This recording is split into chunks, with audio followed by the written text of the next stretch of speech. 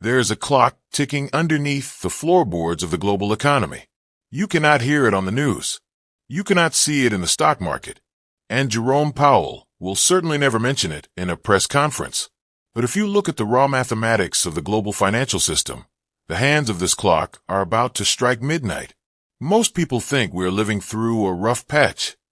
They think inflation, war, and political chaos are just random events that will eventually pass. They are waiting for things to go back to normal. They are wrong. We are not in a cycle. We are at the end of an era. The economic system that governed your life, your parents' lives, and the entire geopolitical order for the last 50 years is mathematically expiring. The date of this expiration is not a vague guess.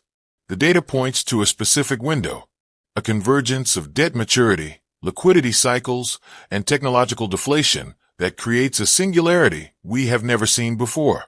That window opens in 2026. This is not a recession. Recessions are like a fever. The body gets sick, then it recovers. What is coming in 2026 is not a fever. It is a transplant. The old heart acts like it is still beating, but it has already stopped. In this video, I am going to show you the debt supercycle. I will show you why the 50-year experiment that started in 1971 has reached its hard mathematical limit. And I will explain why 2026 is not just another year on the calendar. It is year zero for a completely new financial reality. If you hold dollars, bonds, or traditional savings, you need to understand this mechanism. Because when the clock strikes midnight, the walls don't just crack, they dissolve. To understand why 2026 is the end, you have to understand where this machine was built. We have to go back to Sunday, August 15th, 1971. President Richard Nixon interrupts television broadcasts to announce that the United States is temporarily suspending the convertibility of the dollar into gold. He told the public it was to stop speculators. He told the world it was a short-term fix to stabilize the economy. It was a lie, but it was a brilliant lie. In that moment, the entire world shifted from a system based on assets, gold, to a system based on liabilities, debt. Before 1971, if a government wanted to spend money, it had to tax you or dig gold out of the ground. Money was finite. It was anchored to physical reality. After 1971, money became infinite. It became a ledger entry. If the government wanted to spend money, it simply issued a bond, a promise to pay later, and the Federal Reserve printed the cash to buy it. This unleashed the greatest economic boom in human history. Why? Because we learned how to pull consumption forward from the future. Think of it like a credit card. If you get a credit card with a $50,000 limit today, you feel rich. You can buy a car, a vacation, a new wardrobe. Your standard of living explodes upwards. For a brief moment, you are living a life far better than your income allows. That is what the world did in the 1980s, 90s, and 2000s. We use debt to finance an empire of comfort. But there is a rule to debt. It follows a cycle. Ray Dalio, the founder of Bridgewater Associates, calls this the long-term debt cycle. It usually lasts about 50 to 75 years. In the early phase, 1971 to 2000, the debt is productive. You borrow money to build a factory. The factory makes a profit, and you pay back the debt with interest. Everyone wins. But then comes the late phase, 2000 to 2020. You run out of productive things to build, but the system requires more debt to keep growing. So you start borrowing money just to pay the interest on the old money. You borrow to buy back your own stocks. You borrow to fight wars that have no plunder. This is where the math gets dangerous. By 2008, the system almost died. The credit card was maxed out. In a normal world, we would have declared bankruptcy and reset. That is how the cycle ends naturally. But we didn't do that. Instead, the central banks did something unprecedented. They printed trillions of dollars to pay the minimum payment on the credit card. They lowered interest rates to zero so the debt would be cheaper to carry. They kicked the can down the road. But here's the problem with kicking the can. Eventually, you run out of road. We are now 53 years into a cycle that typically lasts 50 years. The road ended in 2020, and we paved a few extra miles with COVID stimulus. But now we are staring at a cliff. And that cliff has a name: the 2026 maturity wall. Let's look at the hard numbers. This is an opinion. This is the repayment schedule of the global financial system. Governments and corporations issue debt with specific maturity dates. A 2-year bond, a 5-year bond, a 10-year bond. When those bonds mature, the borrower has to pay back the principal. Since they don't have the cash, they have to roll over the debt. This means they issue a new bond to pay off the old bond. This works fine when interest rates are falling. You pay off a 5% loan with a new 2% loan. You actually save money by being in debt. This was the game from 1980 to 2021. It was easy mode for governments. But in 2022, the game changed. Inflation returned. Interest rates spiked from 0% to 5%. Now, imagine you are the U.S. government. You have trillions of dollars in debt that was issued at 0.5% interest during the pandemic. In 2025 and 2026, a massive chunk of that cheap debt matures. It expires, and to pay it off, the government has to issue new debt, but they can't issue it at 0.5% anymore. They have to issue it at 4% or 5%. This is the interest expense death spiral. By 2026, the U.S. government will be spending more on interest payments alone than it spends on the entire military, more than it spends on Medicare. When a government spends all its tax revenue just to pay the interest on its credit card, it has two choices. Default.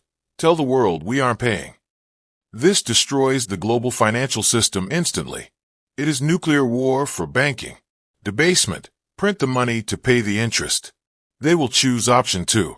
They always choose option 2. But here is why 2026 is the breakpoint.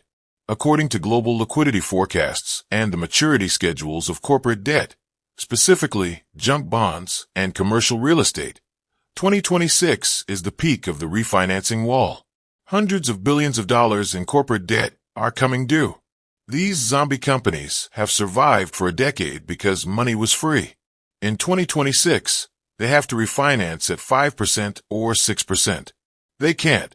So 2026 becomes the year of the binary outcome. Either we see a wave of mass bankruptcies that makes 2008 look like a picnic, or the Federal Reserve pivots, slashes rates to zero, and unleashes a tsunami of new money to bail out the system. This brings us to the liquidity bomb. Analysts are forecasting that in early 2026, regulatory changes in the U.S. banking system, specifically regarding the SLR, supplementary leverage ratio, will force the Fed to flood the system with liquidity to prevent the Treasury market from freezing up. So, 2026 is the year the illusion breaks. It is the year the central banks are forced to admit, we cannot fight inflation anymore. We have to save the sovereign debt. This is the end of the 50-year debt supercycle. The moment they pivot in 2026, they are acknowledging that the debt will never be paid back in real terms. It will only be inflated away. But there is a twist, a variable that didn't exist in 1971 or 2008. While the old world of finance is collapsing under the weight of debt inflation, a new world is rising based on technological deflation. While the bankers are panicking about bonds in 2026, something else is happening in the real economy. Technology is exponential. It gets better, faster, and cheaper every year. In 2026, we are hitting the vertical part of the AI adoption curve. Think about what artificial intelligence actually does economically. It is the ultimate deflationary force. It allows you to produce more intelligence, more code, more media, and more productivity for less money. If AI can do the work of a junior analyst for $20 a month, the cost of that labor collapses. So we have two massive forces crashing into each other in 2026. Monetary inflation, the government printing trillions to keep the debt alive, making money worth less. Technological deflation, AI and robotics making goods and services cheaper. This is the great bifurcation.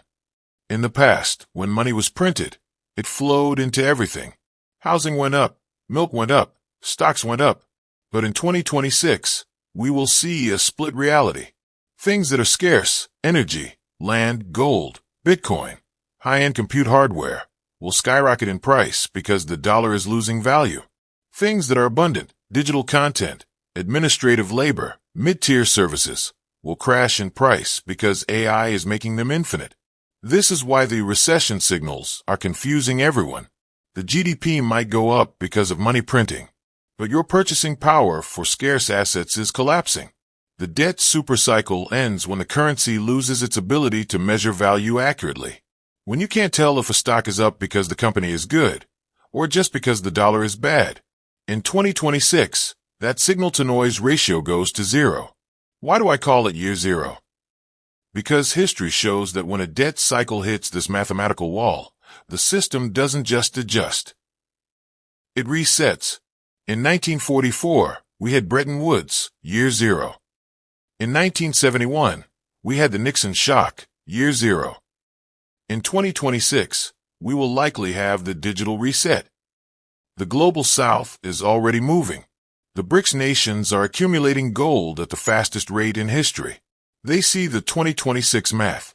They know the U.S. Treasury market is a trap. They are preparing a lifeboat.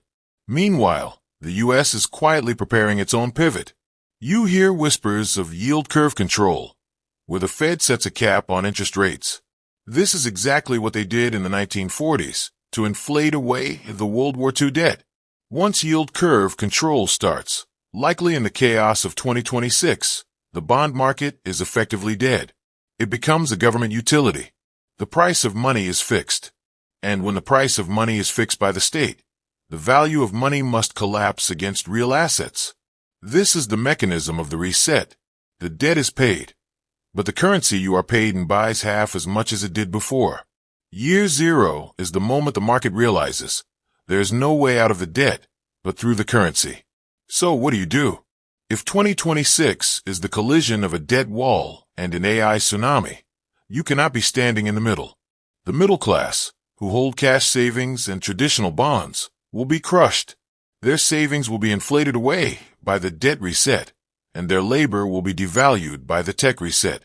You must move to the edges. Own scarcity, assets that cannot be printed. Gold has a 5,000-year track record of surviving these resets. Bitcoin is the first digital scarcity, the only asset in the world with a perfectly known supply schedule designed specifically for this moment. Own innovation. Own the companies that control the robots. If AI is going to eat the economy, you want to own the teeth, not the food. The 50-year party of buy now, pay later is over. The bill is coming due in 2026. The emperor is turning away from the blueprints. The walls are looming. The cannon is loaded. Don't be the one watching the wall. Be the one watching the fuse. For 40 years, financial advisors have given the same advice. Put 60% of your money in stocks and 40% in bonds. It was the golden rule of investing. Why did it work? Because stocks and bonds used to be negatively correlated. When stocks crashed recession, the Fed would cut rates and bonds would go up. The bonds were your parachute. But in 2026, the parachute is on fire. In a sovereign debt crisis, which is what we are walking into, stocks and bonds fall together. We saw a preview of this in 2022. Both assets collapsed simultaneously. Why? Because the root cause of the crisis is the currency itself. If you own a bond, you own a promise to be paid in dollars. If the dollar is being debased to save the system, the bond is guaranteed to lose purchasing power. It is return-free risk. So, the standard advice, diversify, is actually a trap. You are diversifying between two assets, stocks and bonds, that both rely on the same failing system. The year zero portfolio looks different. It is not a curve, it is a barbell. On one end, you need hypersafety. This is not cash. Cash is melting ice. Hypersafety means assets that have no counterparty risk. Gold, Bitcoin, prime real estate in jurisdictions that respect property rights. These are assets that simply exist. They don't rely on a CEO, a government, or a bank to remain valuable. On the other end, you need hyper-risk. This sounds counterintuitive, but in a world of debasement, playing it safe is the most dangerous thing you can do. You need exposure to the technologies that are rewriting the rules of productivity. This means investing in the infrastructure of the AI revolution, not just the chatbots, but the energy grids that power them. the copper mines that build the wires, the semiconductor fabs that print the chips. The middle, the safe blue chip stocks that grow 3% a year and pay a dividend, is the kill zone. Inflation will eat that 3% dividend for breakfast. We cannot talk about 2026 without talking about the government's final card. When the debt maturity wall hits and the private banking system begins to wobble under the weight of higher rates, the government will not just sit idly by. They need a new way to transmit liquidity. They need a system that bypasses the commercial banks. Enter the central bank digital currency, CBDC. You have heard the rumors. You have seen the pilots. But 2026 is likely the year the narrative shifts from experiment to emergency solution. Here is the scenario. A major regional banking crisis triggers a liquidity freeze. The Fed says, the old plumbing is broken. We need to get stimulus checks directly to the people to prevent a depression. They will offer Fed accounts, a direct digital wallet with the Federal Reserve. It will be sold as convenience. It will be sold as safety. Why trust your money with a shaky bank when you can trust the Fed directly? But this is the closing of the trap. A CBDC is not money. It is a voucher. It is programmable. It can have an expiration date. It can have restrictions on what you can buy, carbon limits, travel limits. More importantly, it is the ultimate tool for financial repression. Remember yield curve control? The way the government keeps interest rates artificially low. A CBDC makes that enforceable at the individual level. They can effectively ban you from moving capital out of the system. They can create a digital Berlin Wall around your wealth. This is why the 1453 versus 2025 metaphor is so terrifyingly accurate. The walls are not just protecting the system, they are keeping you in. And just like in 1453, the only way to survive is to recognize the wall for what it is and find the breach before they seal it. The hardest part of this transition will not be the financial mechanics. It will be the psychological break. We are creatures of normalcy bias. We believe that tomorrow will look roughly like today, because yesterday looked roughly like the day before. But history does not move in a straight line. It moves in step functions. It is flat for decades, and then it goes vertical in a single night. Think of the person in 1913 Europe. They lived in a golden age of globalization. They had telephones, trains, international trade. They thought war was obsolete. 1 year later, the world was on fire. The systems they trusted evaporated. We are living in a similar moment of complacency. We assume the dollar is eternal because it has been dominant for our entire lives. We assume the debt doesn't matter because it hasn't mattered yet. This is the turkey problem. A turkey is fed by the farmer every single day for 1,000 days. Every day, the turkey statistical model says, the farmer loves me. The farmer brings food. My life is secure. On the 1,001st day, it is Thanksgiving. The turkey's model is broken, not because the data was wrong, but because the turkey didn't understand the cycle it was in. We are the turkey. The 50-year debt expansion was the feeding phase. 2026 is Thanksgiving. To survive, you have to stop looking at the daily data, the food, and start looking at the calendar, the cycle. Let's go back to that clock ticking under the floorboards. When it strikes midnight in 2026, the world will split into two distinct timelines. Timeline A is the path of the old guard. It is the path of sticking with the 60-40 portfolio, holding cash, and trusting that the government will fix the debt. This path leads to a slow, grinding loss of freedom and purchasing power. It is the path of the citizen within the walls of Constantinople, hoping the stone will hold. Timeline B is the path of the new sovereign. It is the path of understanding that the debt is mathematically unpayable and positioning yourself accordingly. It is the path of owning scarce assets, embracing decentralized technology, and becoming independent of the system's failure points. This is the great filter of our generation. Wealth is never destroyed. It is only transferred. In the 1920s, wealth transferred from the aristocracy to the industrialists. In the 1990s, it transferred from the industrialists to the technologists. In 2026, the greatest wealth transfer in history will occur. It will flow from those who trust the liabilities of the state to those who own the assets of the future. The cannon is aimed.